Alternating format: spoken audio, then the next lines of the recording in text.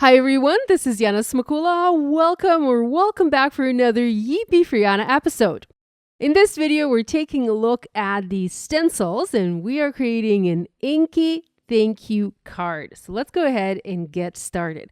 I'm going to use the beautiful white fusion stencil set. This set comes from a new release from Simon and it features 4 stencils that once ink blended and layered will give you this beautiful leaf that you can see on the back of the packaging. I absolutely love the size of this stencil. It is big and bold and it easily takes center stage on your card. There are 2 more stencils from Simon Says Stamp in the same theme. These were released previously. There is a Monstera stencil and I'm trying to pronounce this correctly, so bear with me, a Stromanthe stencil. Yeah, that did not sound right, but let's not pay attention to that. So I'm going to start with a white fusion stencil and I want to do a little bit of a spotlight technique today, a little bit of ink blending, a little bit of die cutting. We'll do all the good things. So here I have a little panel that I worked on prior to filming this video. I kind of used it as a test guide to see if my idea would work out. And you'll see what I mean in just a minute. I'm using the Simon Says Stamp Positively Perfect Craft Tacky Matte. This is 7 by 7 inch size, and this is going to provide a tacky surface for my panel. I'm using Neenah Solar White 80-pound cardstock. This is cut to 4 1/4 by 5.5 inches, and this will create the front of my card. I will later adhere this panel onto an A2 card base. My card is going to be top folding card, but yours can be side folding as well. I went ahead and I positioned the first stencil on my panel. I used a pencil and I marked the top and bottom of the stencil. You don't really need to do that, but I have found that was helpful for me when it came to layering or aligning the next layers of stencils. I'm going to use 4 colors of ink from Simon. These are the Carnation, Peony, Rose. These all come from like one set. And then I have Cabernet, which comes from a different set.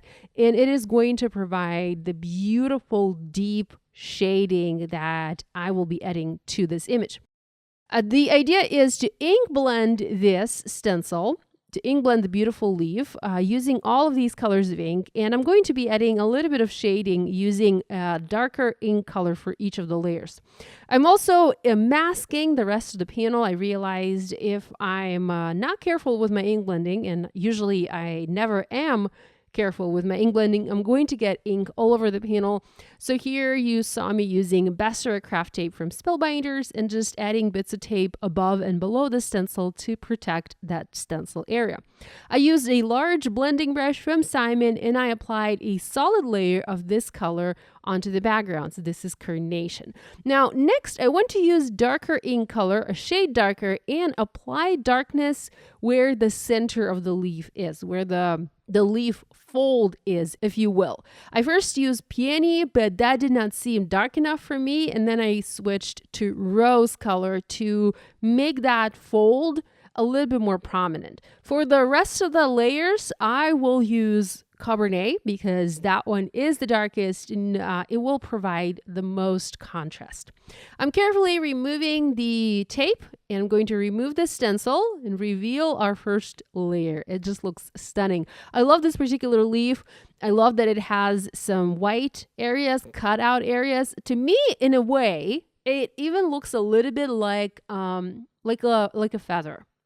Maybe I'll try to ink blend that using green and teal and purple and see if I can create a feather look with these stencils. Anyhow, so this stencil set, there are 4 layers. And in all the other stencils that I showed you, all the other stencil sets, they all have 4 layers. I am only using 3 layers. So there's 1 layer that provides the outline for the entire image, like an open area, and I'm not using that because I don't want to add any more color. I actually want my leaf to have some open areas as if the leaf is, I don't know what's the word for it, like jagged or something.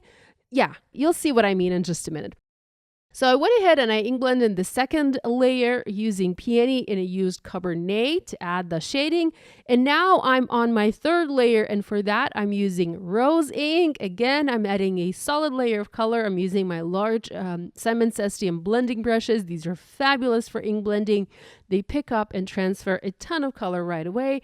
And once again, I'm using my small detail blending brush, and I'm applying that Cabernet in the center to add shading. Let's remove this stencil layer and check out the beautiful result.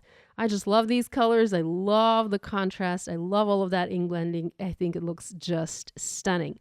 Wow. So beautiful, especially against the white. By the way, I already messed up a little bit and I created an inky fingerprint on the panel, but I'm going to fix that in later. I'm going to add ink blending over it, so it's not going to be visible on the finished card.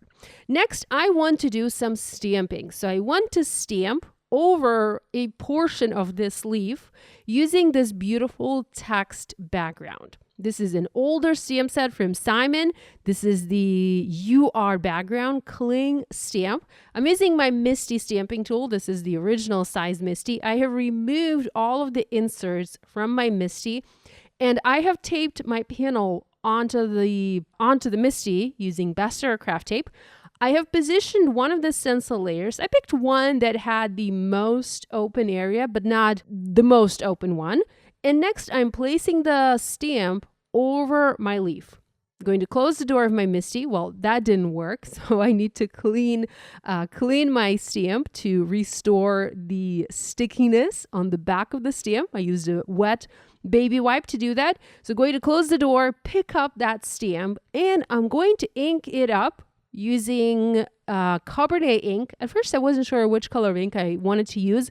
I debated using black, but I didn't want to use black because I feared it might be too dark, too stark black, too contrasting. And I'm actually glad I used Cabernet. Cabernet is the same color we used for shading, so it kind of worked really well with the rest of the ink blending. You do need to apply a fair amount of pressure here because we have the stencil there, and the stencil has a little bit of thickness to it, of course. So if you want to stamp in the open stencil areas, you kind of have to press quite hard onto the stamp to transfer the ink onto the paper. It's not going to stamp perfectly everywhere, but you are going to get a very nice, a very good impression. With my stamping done, I started to remove the best ever craft tape. You can see I tore my paper there a little bit, but again, that is not going to be visible on the finished card because I'm going to add some ink blending over that area and nobody's going to know that it's there. I love the way this looks already. We have the beautiful ink blending. We have the beautiful stamping. It is just stunning. We can keep it as is if you want. This already looks beautiful. I was actually tempted to create another panel with just this leaf without any other ink blending and recreate another version of this card, like a simpler version just with this leaf. I might do that later. Next, I have my panel. I used a pencil eraser and I erased the pencil lines because next I'm going to do some additional ink blending to fill the background, to fill this panel with additional ink blended leaves. So I have the other two stencil sets. I have the Monstera and that one more that I can't pronounce. And I'm going to use the same ink colors to add additional leaves onto the background.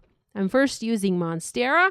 I've sped up this part of the video because it's basically the same ink blending, the same process. I'm placing the stencil, I'm masking the part of the background, and I'm using my ink to apply color and using the Cabernet ink to add the shading, and it's looking beautifully.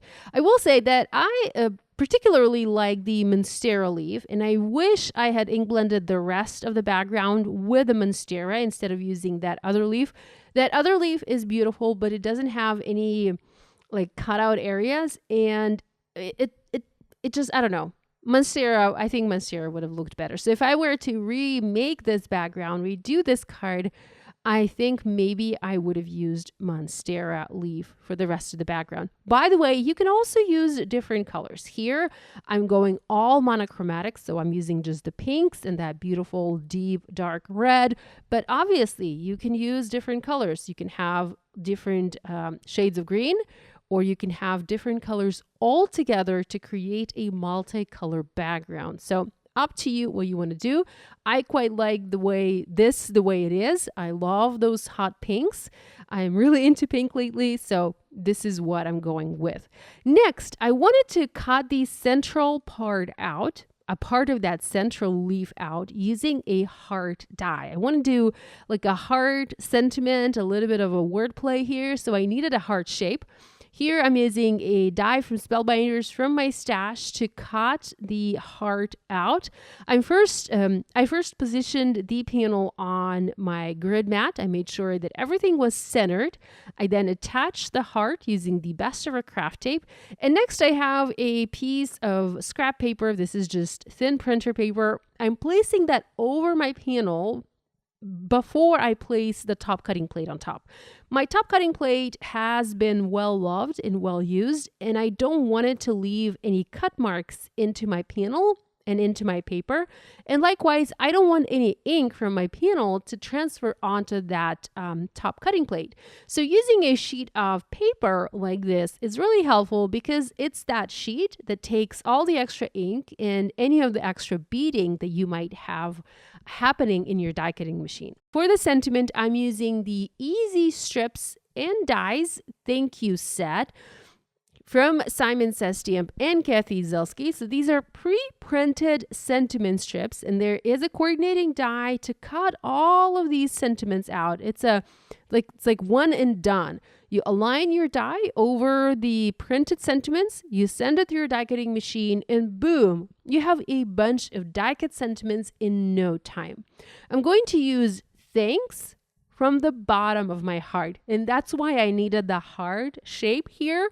That's why I wanted to have that subtle shape heart in the background, because I knew I was going to use that from the bottom of my heart sentiment. I'm going to position these exactly in the center of my panel and foam mount them onto the card. Here I was kind of debating, maybe I need to use thanks so much or thanks, but I ended up going with thanks. Now here's a little tip for you. If you want your sentiments to look more polished, especially these types of sentiments, the ones that you cut from the black sheet, I recommend you use a black marker or a black pen and you color the edge of your paper black. This way, if somebody looks from at your card from the side, they won't see any of the white there.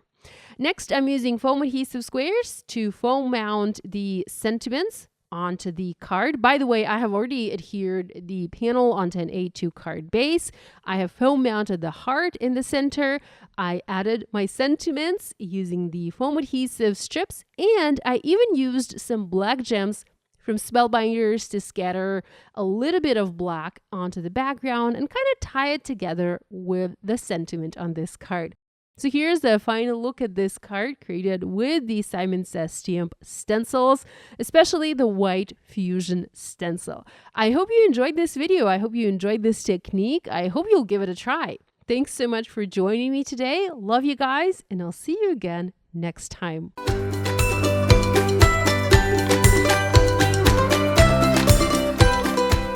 Hi there, I'm Heidi, Simon's mama and founder at SimonsSaysStamp.com.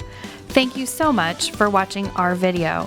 If you like what you just saw, be sure to press the thumbs up and subscribe to see more great content.